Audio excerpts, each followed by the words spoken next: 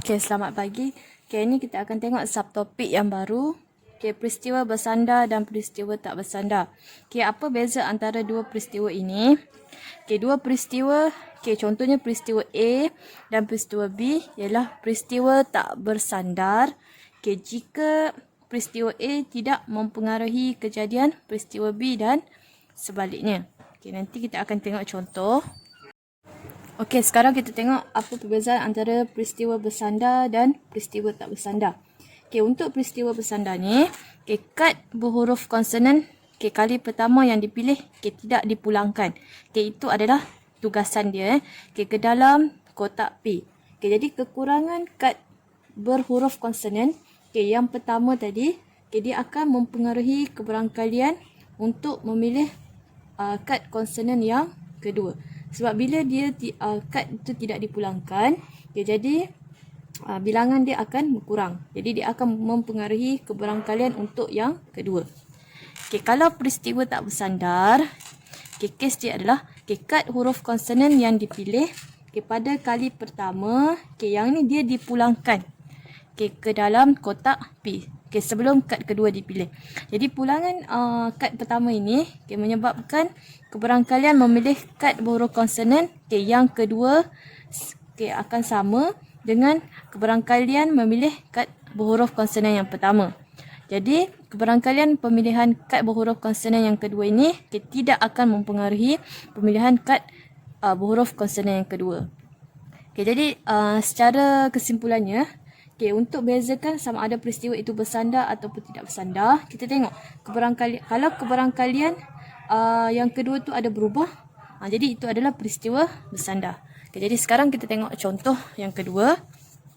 Mendapat angka sebanyak 2 kali apabila sekeping shilling ada dilambungkan 2 kali. Jadi shilling ini dia ada sama ada gambar angka ataupun nombor.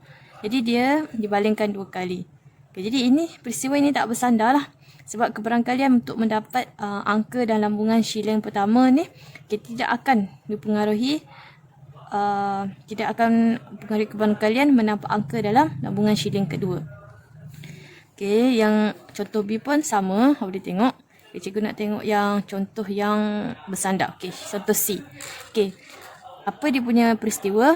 Mendapat 2 batang pen yang berwarna sama. Apabila 2 batang pen dikeluarkan satu demi satu dari bekas yang mengandungi 3 pen merah dan 2 pen biru tanpa pemulangan.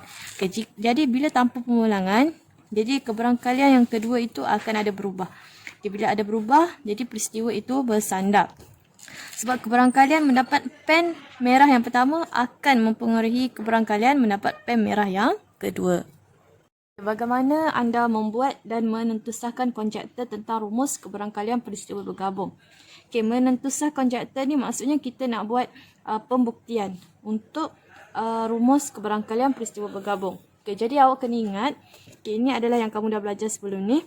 Untuk mencari keberangkalian peristiwa A adalah bilangan peristiwa itu, berapa bilangan bahagikan dengan jumlah ruang sampel.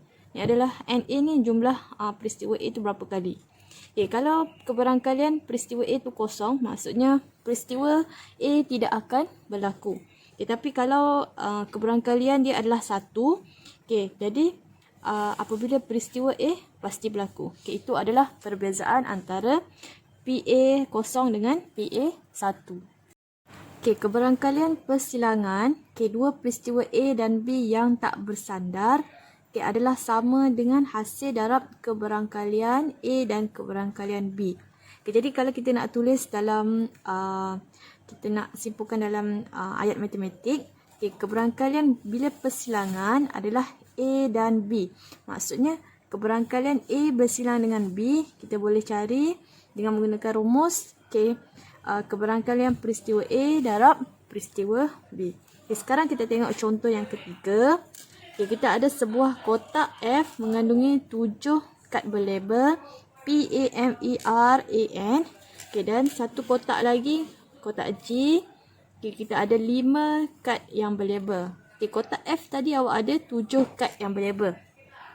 Okay, kotak G, nombor dia adalah kad yang berlabel tadi adalah 3, 5, 6, 8, 11. Okay, kita tengok apa syarat dia.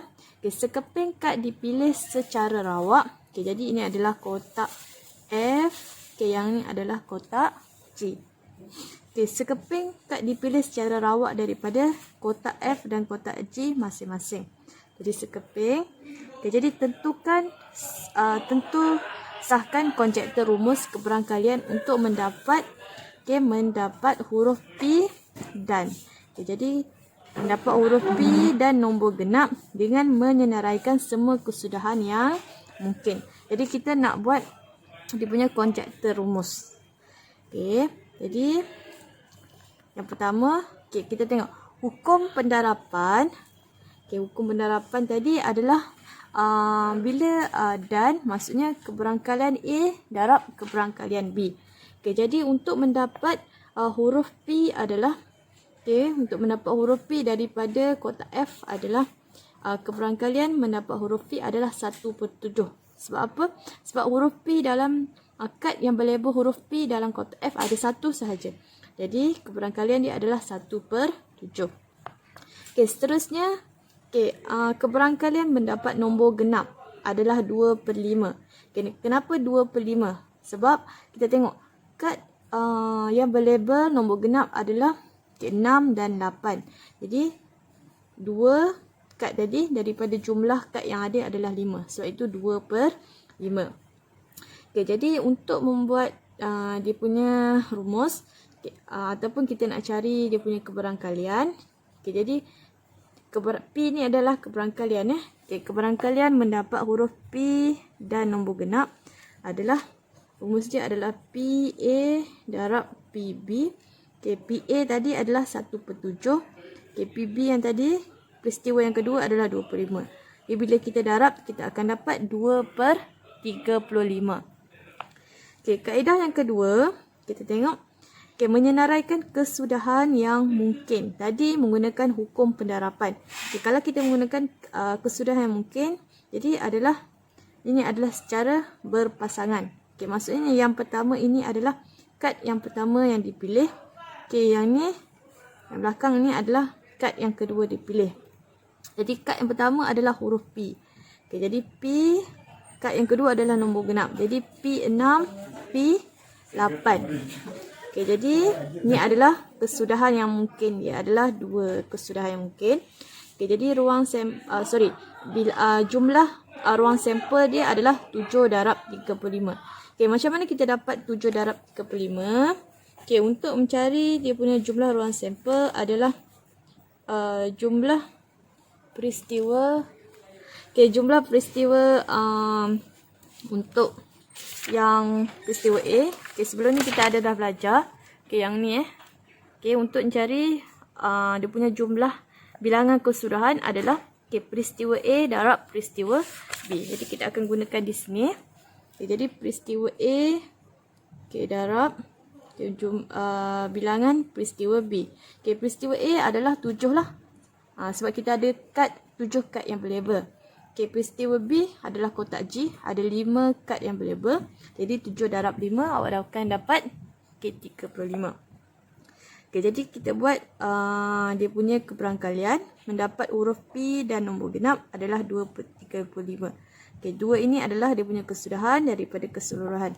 Okay, jadi ini adalah rumus dia N A bahagi N S. N S ini adalah jumlah semua kesudahan. N A adalah kesudahan bagi peristiwa A. Jadi sekarang kesimpulan dia, okay, maka terbuktilah kedua-dua kaedah menghasilkan jawapan yang sama. Itu maksudnya kita nak asahkan konjektor rumus. Maksudnya kita nak membuat pembuktian untuk rumus terhadap apa peristiwa yang kita nak cari.